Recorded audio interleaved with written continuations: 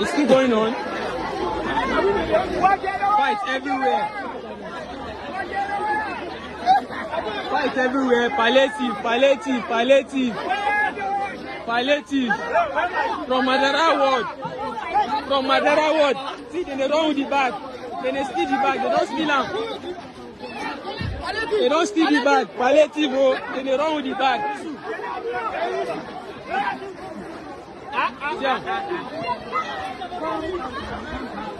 Share for grand. Sour palliative. Palliative for grand. Palliative for grand. Auntie, you want? Take. Turn my own.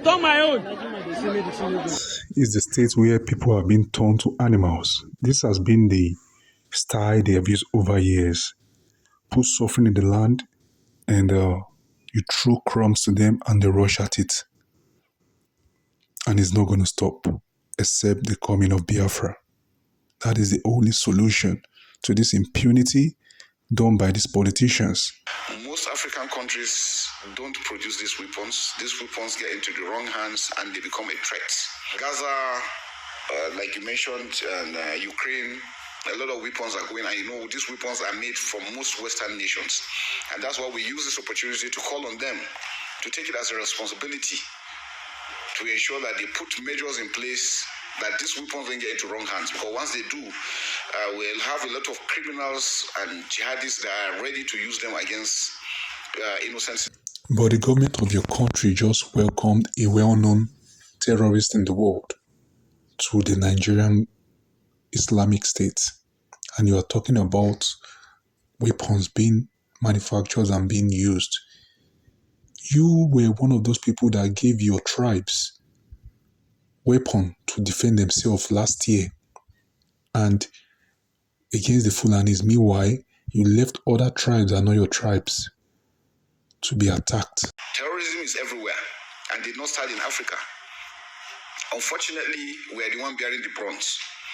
And unfortunately, we don't produce the weapons that we use in fighting them. And the people that produce this weapon makes it extremely difficult for us to even get the weapons to be able to address these issues. And so we are also appealing to them to consider, if only we can get 1% of the weapons that have been given to Ukraine, I can assure you Nigeria will be peaceful. The chief of the senior staff of the Islamic State of Nigeria, he never seems to surprise me every time he comes and make a broadcast or a press release. I'm not always surprised.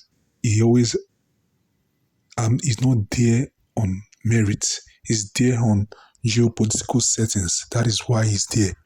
So whenever he talks, it's always not sensible. That is why recently the rep to investigate reason why mass exit of investors and company from Nigeria. This is very funny. All the policy that is being implemented by the criminal and drug lord president is all to fail the country. You are buying yachts, your children are living extraordinarily out of reach. You are not producing, rather you are importing from countries. Your refinery cannot work for more than 10 years of your political party. No refinery have been fixed since when your political party come into power. Other than putting blames. You said you're going to fix the country. And now you're now saying 8 months is too small to fix the problem of a long time. Where were you? Did they beg you to come and become the president? You said it is your turn to become the president and they have given it to you and you can't do anything. And companies are running away from the country. The value of Naira today is 1,900 to $1. For Euro is about 2,150. And you are saying you are a president. This will not be acceptable by the common man. Protest is not the solution. What the Islamic country needs is unled revolution. And when it comes, it's going to surprise the whole world. On this case, I'll be closing the curtain. Thank you for listening.